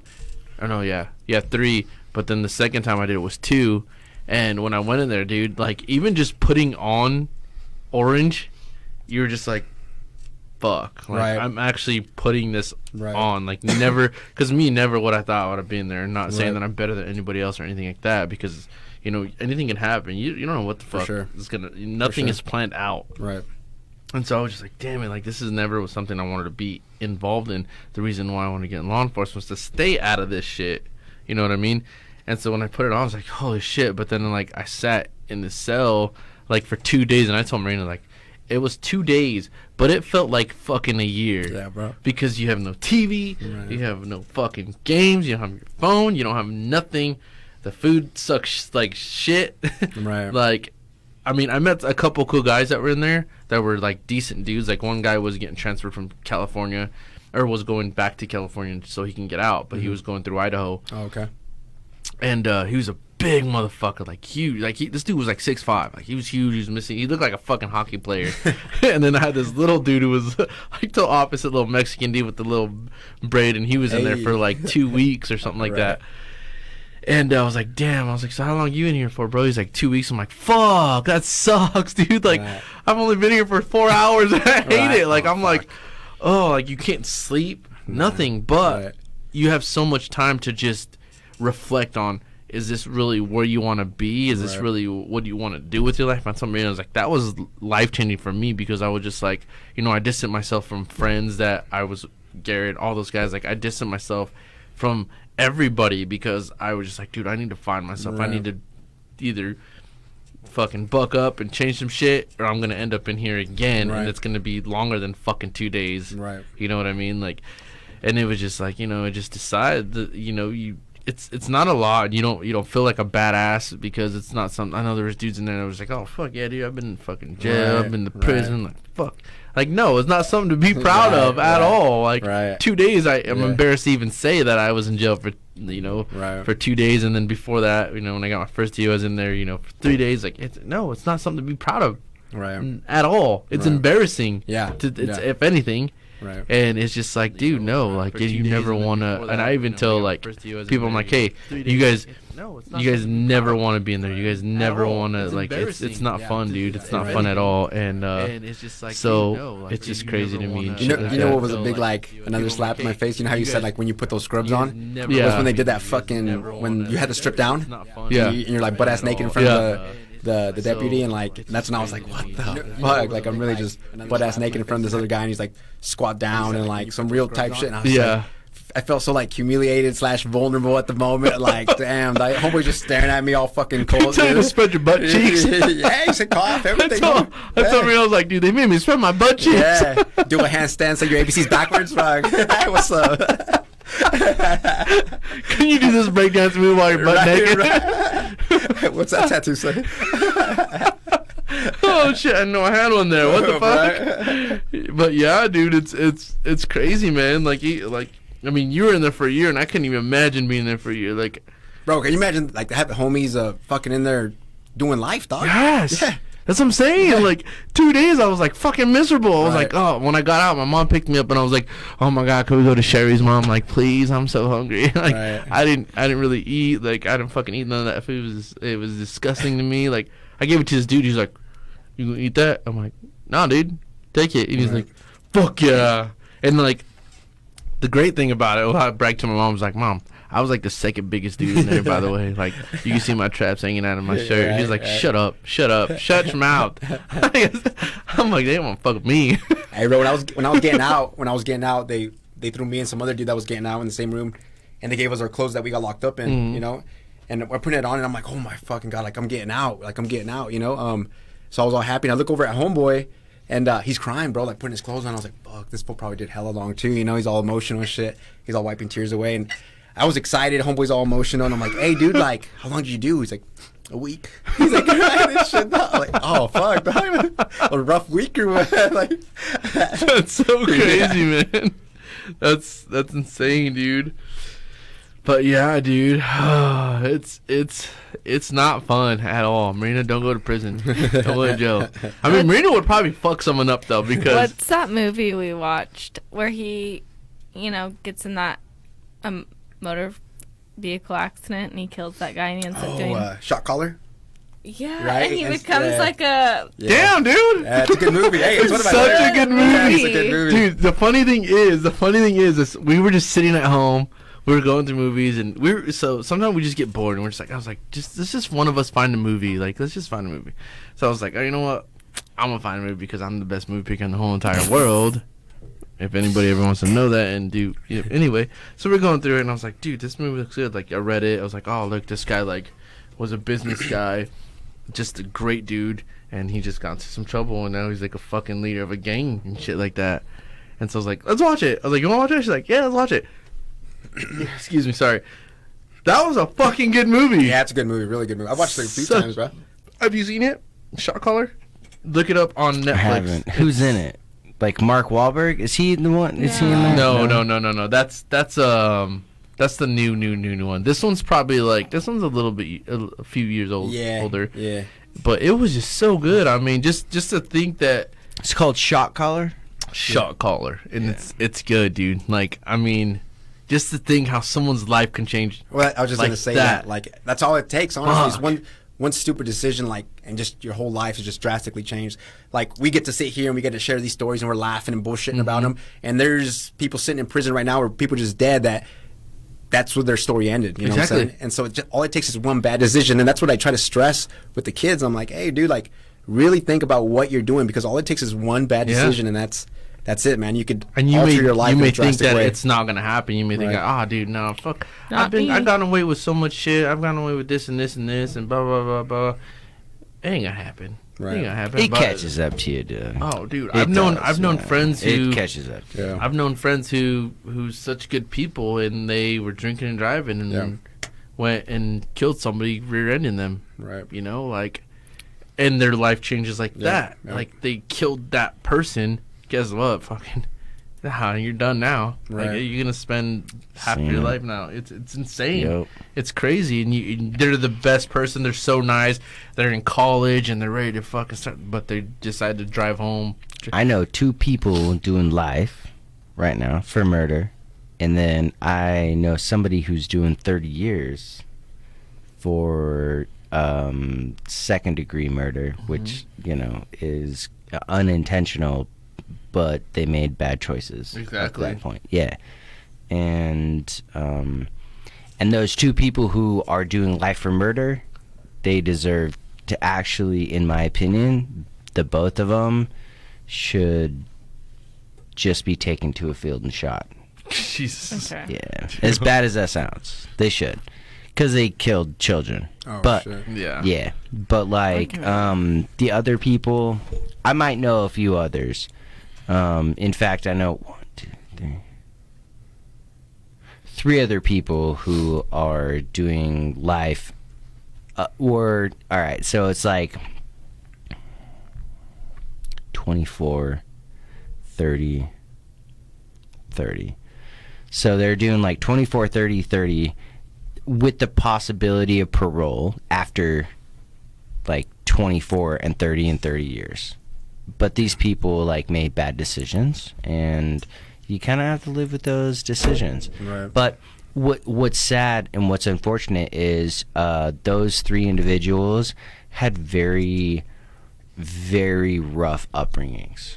Like very rough upbringings. And they didn't have the guidance, and they didn't have the leadership, and they didn't have the people like the mother and the father that should have been able to guide them through Right. life to allow them an opportunity to succeed. Right. They were the kids who you mentor, you know, like Right. the kids who didn't have an opportunity to have somebody like you to be like, you know, like Uncle Luis, you know, like somebody who was like, yo, dude, like, It's Theo Weasel. you know, they didn't have somebody who was like, hey, I understand, like, your mom or your dad gave you meth at like 12 years old. This is like, these are going to be your consequences. Right. You're going to be sitting in a box for the next 20, 30 years because A, you killed somebody over $30 or $40 worth of fucking ice, Right. or, you know, like heroin or whatever it is. When you're like 15, 16, 17 years old, 18, once you hit 18, you're fucked, dude. Like sometimes when you're 16. when you're a kid, 15, 16, 17 years old, and you're in the juvenile system, there's, from what I've understood and a lot of the stuff that I've watched, and you know, a lot of the things that I've gathered to form my own opinion, you're a good girl.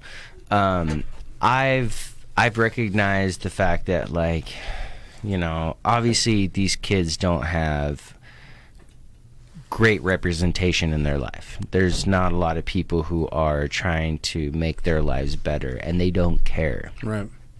And these kids don't have people like you. But from what it sounds like is what you're doing is something that is trying to steer these, you know, these kids who have been put in situations that are unfortunately not, they're situations, these kids are put in situations where their parents don't really care about them. Right. And you come in and you become like an uncle or a second father, and you're able to kind of it's like a scare factor, you know. You come in and you say, hey, yo, I've done this, I've done that, I've been there, I've seen it. You're either going to be locked in a box or you're going to succeed, and you're going to have a great job, and you're going to be somebody who's important, and you're going to contribute to society, and you're going to be proud of who you are and where you've come from, regardless of where you've been and the situations that you faced. Right. The crazy thing is that they do know the consequences, and that alone doesn't deter them. Again, I feel like it's just they're thinking that's where my life is supposed to end up. So what I think I'm doing is showing them that that's not normal. That's a lie. It's it's not normal. And again, just trying to water that seed of greatness, because these kids are fucking amazing, bro. They're great. They're absolutely amazing, and they show me like these little windows of their greatness, when they're studying. This kid's really fucking good at math, or this kid's fucking musically because we have a recording studio at our location, and so they'll make us. I'm like, damn, I try to figure out what they're great in and just try to exploit that shit and just make them like, dude, do you see that? Like, you're fucking amazing, dog. You're great. Just empowering them, letting them find, letting them motivate them. Self growth, and just let them find who they really are. Like me, it took a long time, but I was like, you know what? No, I'm a good guy. I'm a fucking good guy. That's how I feel inside. I'm a good guy. I'm on this side of things. And so that's why it's important for me to go out and meet these community leaders and take pictures with them and mingle. And people can say, oh, look at this motherfucker, he's selling out. But I'm like, nah, dude, what I'm doing is showing these kids that, hey, dog, this can be you too, homie. Like, look, I look just like you. I talk just like you. I came from where you came from. And so that this can be you too. This can be you too. And so that's what I'm trying to show these kids. You know what I'm saying? Like, dog, I got a GD, dog. I'm running a nonprofit organization, homie. Like, Exactly. I'm standing up here with the mayor, with city council. I'm talking to The people. sheriff. I got people coming in my office asking me for advice. I'm like, what the fuck? But that's what it takes, man. It just takes that one. It just takes that one fucking person to believe in you. It doesn't take 20 people to believe in you. These guys, just like you said, man, you took them outside of Boise, Right. and that was like, wow. Right. It takes the littlest fucking things to make them just realize, damn, dude, there's more. Yeah. There's more to this life than what I grew up in and what I'm dealing with or what I'm doing right now. Like, this guy believes in me.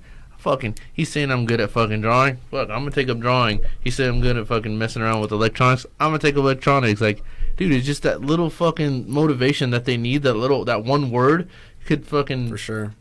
send them off to something amazing, dude. Bro, It's you'd be crazy. Huge impact. Yeah, dude. you'd be surprised. It's a like, huge impact. Yeah. Man. Once these kids, when they get their GEDs, bro, I make it a big deal, homie. I run up, I fucking squeeze them, I hug them, and you'd be surprised how many kids start tearing up, dog. And I feel like it's because they don't get that. No. You know what I'm saying? They don't. Unconditional love. Yeah, for sure. And so it's crazy that. Somebody who cares about them. Dude. Yeah. Yeah. Like It's not even. I feel like it's not even like your parents. They care about you. It's just because you're their kid. But it's someone who cares about your success. Someone who sees something more for you than where you're at right now. Like, you show them. It's kind of like a mirror. Like, I came from where you are, but you can do so much better than that. Their parents, they love them, and and some maybe they don't have that same relationship. But these kids might not know that. They may not have that. They may not know that they're loved. It's just a different kind of love, though. Like, their parents are so either fucked up or, you have to realize parents too, or even us, like, we're all fucked up in our own way. Yep. Like, Everybody's fucked up. And yeah, these parents. We all come from. These parents are fucked up too. Like, if they're for sure. not they're not loving their kids the way they should, but those same parents, they were kids too that went down the wrong path. Yep. And it's just breaking that cycle, breaking that system. It's really, you can't really blame people. It's just giving those kids some hope. Right. Yeah. And you can't blame those parents because, to be honest with you, those parents probably came from the same situation in which they're raising just their the own whole- children. Yeah, it's a And ripple effect. Effect. It's exactly. It's a ripple effect, man. Right. And it's sad And- because then they put it onto that kid, And then that kid and you puts would- it onto their Cultural children. And, norms. So would you yeah. think? You would think. So, your opinion. So you would think if they would come from that situation, do you think that? How do I say it? Learn or Do you think that they would? crutch. Yeah, because now they're putting it onto their kids. Fuck, I don't even know how to word it. Like, some kids learn from it, and they're like, this is exactly what I Yeah, do so- not want to be. Right. So why don't you think that they change that for their kids? What's your opinion on that? Instead of them bringing it to them and they Right. know, shit, this is where I grew up. I'm gonna have my kid grow Right. up better and do this Right. and this, but it doesn't turn out that way. So I do see those kids who realize that. Like, Yeah. I had those kids. Like, my parents are just fucking meth heads. I don't want to be near them. I don't want to be like them. But again, it comes back to. They're normal, dude. That's their normal. That's their norm. They don't think there's nothing wrong with that. They think that's what life is. as long, I live with my grandparents. They're just, my parents are selfish, and they just kind of, again, the cycle, it's a normal cycle. They think it's just like the normal kind of thing, right? Yeah. And so, I do get those kids though that I do get a handful of them who are like, nah, I don't want to be like my parents. I grew up around that shit, this and that, and I do get those kids as well. So they're there for sure. Yeah, it's just the fact that they're not as wealthy, I guess you would say, so they can't get out of that situation. So then they come to you or you guys, any of you guys, that just help them. Like, shit, dude, let's figure out a situation, let's figure out a solution to get you out of this. Let's help you so that you don't, because I'm sure that the GED's great. Don't get me wrong. Like, my mom has her GED and stuff, but their goal, you want them to graduate and stuff. Is it just that age group of 18-year-olds, or do you guys get younger? No, so we started out, it was from about 15 to 18, because you can't take a GED test till you're 16. Okay. And so we'd be like, okay, we'll take the 15-year-olds, we'll get them ready. Once they turn 16, we'll start testing. But it's crazy, man. That need for these younger guys is starting to pop up. To have a mentor. I'm starting to see like these. I had some elementary teachers reach out and they're like, hey, we're seeing kids in 4th, 5th grade already showing these kind of behavior gang tendencies. And so at the moment, the youngest one I got in there is 13, because he got kicked out of school and he has nowhere to go. That's so sad. Right. Damn. So he's doing, really sad. So he's doing it online, and so he comes in with his computer, and I just kind of watch over him and help him, just so he has a place to be, a productive place, because obviously it's going to be hard for him if he stays at home and yes, he's not going to get it done. So I just keep him there, trying to hold him accountable. And then we got like on-site activities. Like I said, we have that recording studio. We have a pool table, computer lab, game console. We have there's an awesome nonprofit called Rock Ministries Inc. And they target like homeless juveniles for the most part. And they came in, they stocked up our fridge with food, burritos and stuff, so the kids will hang out, eat and stuff. Nice. And so like I mentioned before, like we do, GEDs, like everybody knows is like, oh, you can go there and get your GED, but it's far beyond that, man. It's that gets them there, but once they're there, I feel it's like the lessons they're learning on that journey, that's really molding them and shaping them in a positive way. Yeah. So is it kind of like the Big Brothers type of thing? So, but a little bit right. So my ultimate goal and ultimate dream is to grow and expand to where we're like that. But again, it's at the moment I'm the only full time there, and then I have a part time that helps me with the education services. Okay. But we're a small enough group. We average probably 10 to 12 kids a day, where I can be teacher / mentor / janitor / babysitter / fucking whatever I need to be that day for whatever kid. Yeah. So we're a small operation, but we definitely get it done. We average 3 GEDs a quarter, so we're averaging like 12, 13 a year. But again, those numbers are great. It's always a goal to try to increase those numbers, but So are you guys always constantly like looking for like volunteers and stuff like that to go in? Yeah. One of the huge things, especially when we do our recreational activities, since we have like 12 kids and it's just me and my part time, the transportation and almost like a chaperoning as well when we go out and do activities. Have somebody like a positive whoever around them, just transport them there, and then just kind of hang out and just be a positive role model for them. Yeah. So if someone wanted to get involved in like helping you guys out, like who would they contact? Would they contact you? Yeah, definitely. Just contact me. We have a Facebook page. We have a website, but I don't know how to update it. There's a guy I'm working with, and he's like, all right, well, I need this and this from you. I just don't have time to sit down and I know nothing about it. Let me know. Okay. And I'll work with you. Okay, for sure, man. Yeah. So I've built many websites. Yeah, Okay. Tim is really big, obviously producer. Right. Yeah, so Tim I does do that. a lot of Okay. stuff. Heck yeah, man. Yeah. We'll talk, brother. I'll make sure I take care of you. Thank you, bro. Appreciate that. Yeah. Totally. So that's a huge need that I have right now is the website. But yeah, you can just contact me. My number and everything's on our Facebook, Breaking Chains Academy of Development. Send me a message or talking directly to me. My number's on there as well. So Okay, and also they can hit you up on your Facebook, which is Luis Granados. Yep. Granados. Okay, and obviously you guys see it. He's tagged on this. He's tagged on this website. If you guys want more information, comment on this thing. Luis can always hit you up if you want information and whatnot. He'll get you guys hooked up if you guys want to be involved and whatnot.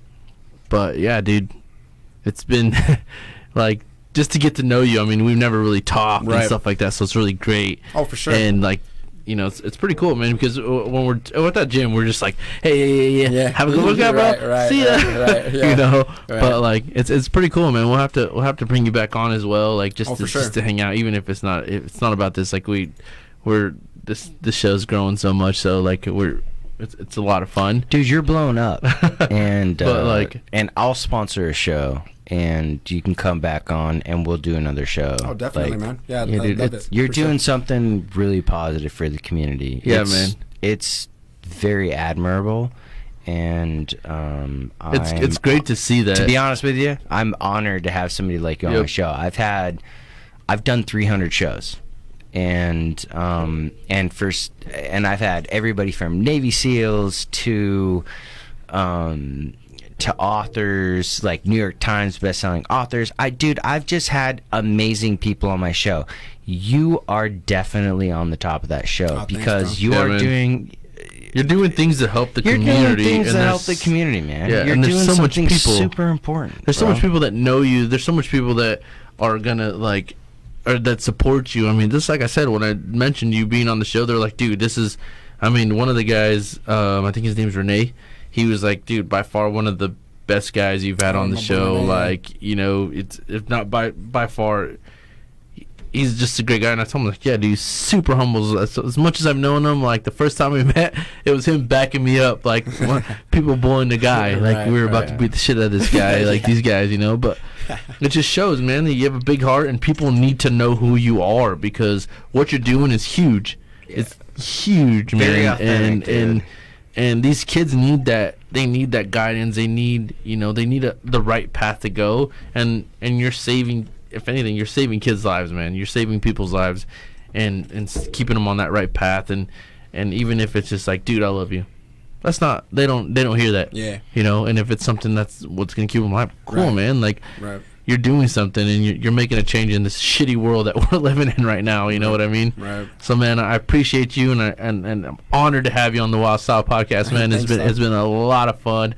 Do you have any shout outs, bro? Yeah, I'd like to give a shout out to Tattooed and Successful. As you see my clothes here, shout out to Zach Peterson. They reached out. It's a cool ass clothing line, kind of trying to break that stereotype about tattoos and shit. And so, as you can see, it's perfect. It fits good. It's perfect on me. So I like the message and what they're doing over there. So shout out to them for sure. It'd make me look big too. Right? I got an extra medium dog just so I can fucking pop out, you know. And just to all the little homies over there in Canyon County and just everywhere, you know, keep your head up, work hard, never quit, and you know, just grind, man, for sure. Stay out of trouble. Stay out of trouble. Marina, do you have any shout outs? Shout out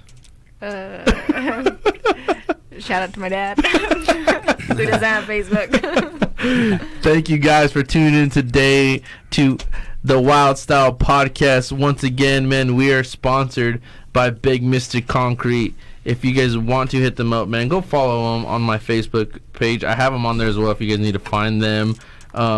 Once again, they specialize in all solutions from pavers to fire pits, landscaping, and curbing, and amazing quality work.